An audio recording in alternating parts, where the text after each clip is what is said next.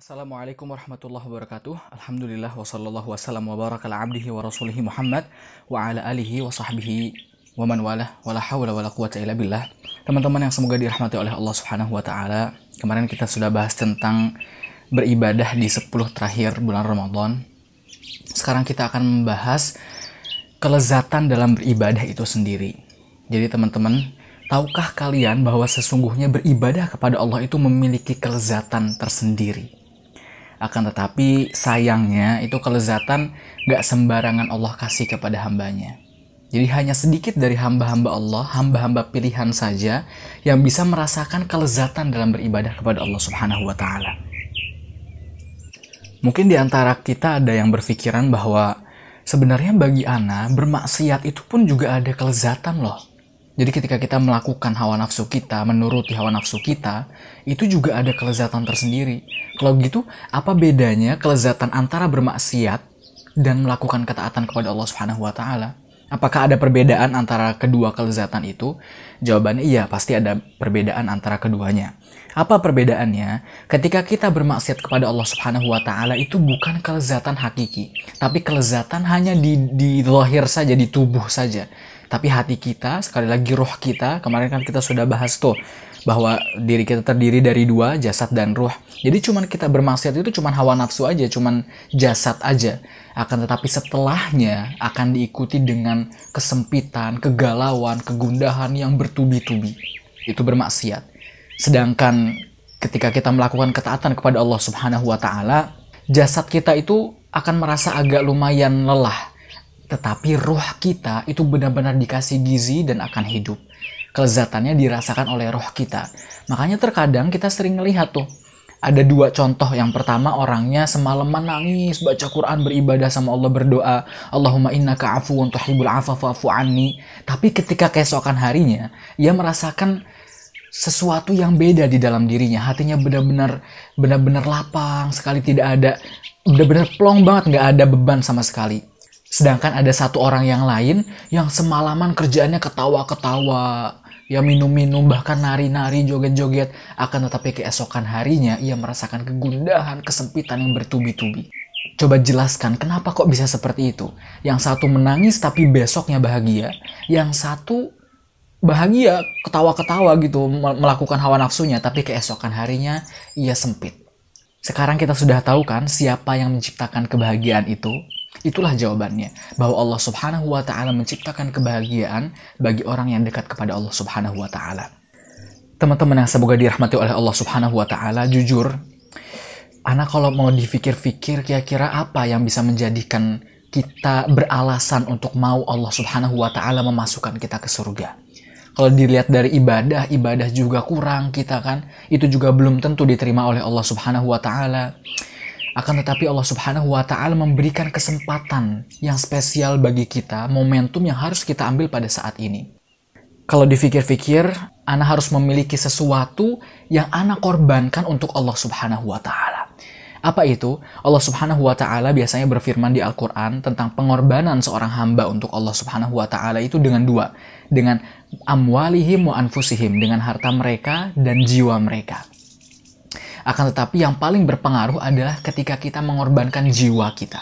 Karena harta itu kan pemberian dari Allah Subhanahu wa taala, akan tetapi jiwa di samping pemberian dari Allah Subhanahu wa taala, di situ juga ada kerja keras kita untuk memberikannya kepada Allah Subhanahu wa taala.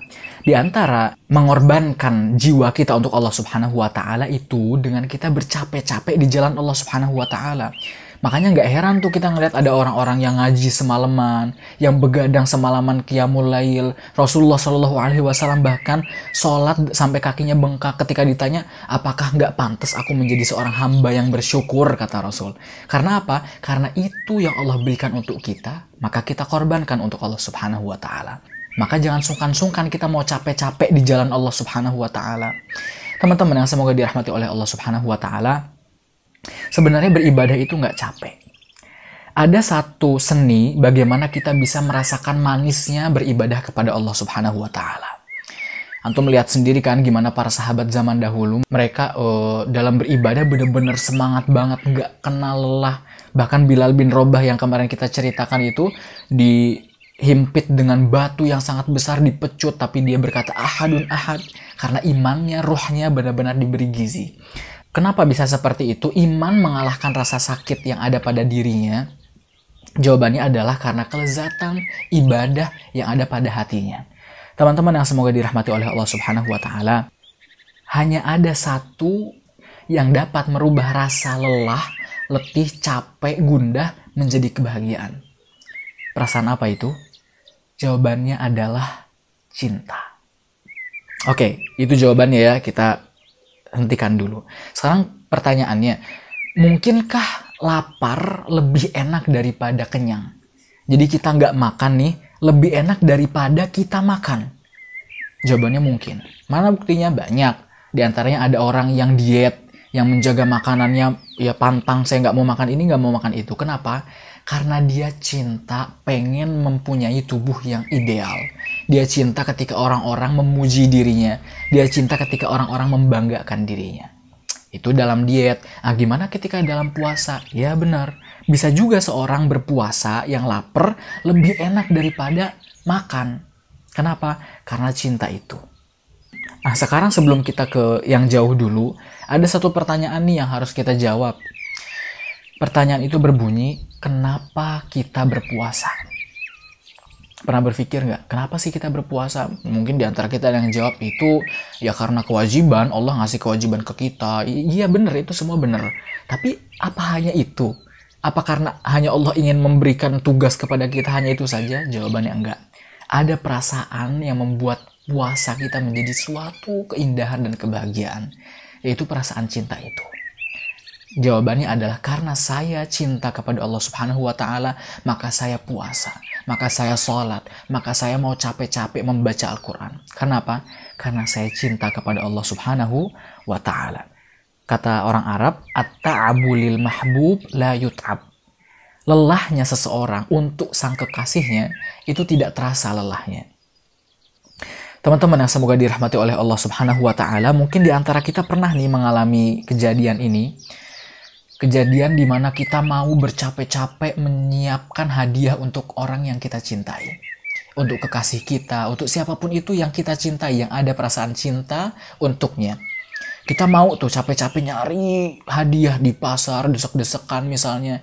Atau dalam keadaan cuaca panas, cuaca dingin, kita mau.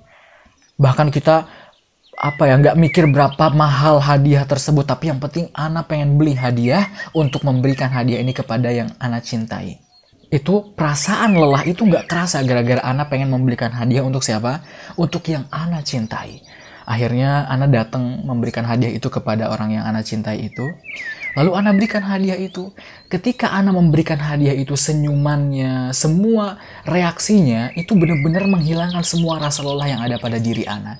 Bahkan Ana pengen tahu bahwa Ana telah bersusah payah nyari hadiah ini untuk engkau, wahai kekasih Ana. Begitu juga Allah Subhanahu wa Ta'ala tunjukkan bahwa semua lelah kita di malam hari ini, di 10 terakhir bulan Ramadan, kita malam-malam begadang baca Al-Quran, kita zikir, kita doa sama Allah, tunjukkan bahwa ya Allah, aku melakukan hal-hal ini, aku lelah ini, aku letih ini adalah untukmu. Aku pengen engkau lihat lelahku. Sebagaimana tadi contoh, seseorang yang memberikan hadiah pengen dilihat capeknya oleh kekasihnya. Selanjutnya teman-teman yang semoga dirahmati oleh Allah Subhanahu wa Ta'ala, apakah Allah pengen kita capek? Kalau gitu kenapa Allah memberikan kita puasa? Jawabannya nggak mungkin lah, nggak mungkin Allah Subhanahu wa Ta'ala ingin keburukan untuk kita. Contohnya seperti seorang guru yang ngasih misalnya permainan untuk para murid-muridnya biar mereka senang walaupun itu lelah, tapi itu membuat mereka bahagia dengan mengedukasi mereka dengan beberapa hal. Begitu juga puasa, Allah Subhanahu wa Ta'ala nggak mungkin menginginkan keburukan untuk hamba-hambanya. Teman-teman yang semoga dirahmati oleh Allah, pernah nggak kita ngelihat beberapa orang di bulan Ramadan ini, bahkan di akhir-akhir ini kita bakal berpikir, ya Allah, seandainya bulan Ramadan ini nggak sebulan aja, 2 bulan aja, atau bahkan nanti ketika Ramadan sudah lewat, ya Allah, kangen banget sama Ramadan, kapan Ramadan akan datang? Kenapa kok bisa seperti itu? Coba jelaskan kenapa orang-orang rindu sama Ramadan. Padahal di bulan Ramadan orang-orang puasa, orang-orang lapar, orang-orang nggak melakukan hawa nafsunya. Kenapa kok kita bisa rindu kepada Ramadan? Kenapa di bulan Ramadan ini rasa lelah berkumpul dengan rasa kebahagiaan. Jadi kita lelah nih, tapi menyatu dengan kebahagiaan. Kenapa jawabannya? Jawabannya karena kebahagiaan itu adalah kebahagiaan ruh. Walaupun ana lelah membaca Quran, tapi jujur nih, roh ana bener-bener haus. Roh ana bener-bener lagi tandus banget, butuh dikasih air. Gak apa-apa jasad ana capek, gak apa-apa. Tapi roh ana, agar dia bertemu sama Allah Subhanahu wa Ta'ala dalam keadaan bersih, putih, dengan tanpa dosa. Oleh karena itu teman-teman yang semua dirahmati oleh Allah, jangan lupa di 10 terakhir ini tetap semangat, jangan sampai ngedon. Sebentar lagi garis finish nih. Biasanya kalau orang lagi lomba pengen udah ngelihat garis finish tuh apa yang mereka lakukan? Pasti mereka bakal semangat mengkerahkan semua tenaga mereka buat sampai ke garis finish itu. By the way, Ana pengen ngasih tahu nih kepada kalian bahwa agama Islam itu punya magic. Magic. Iya benar punya magic. Apa itu magicnya? Insya Allah kita akan bahas di pertemuan selanjutnya. Terima kasih. Assalamualaikum warahmatullahi wabarakatuh.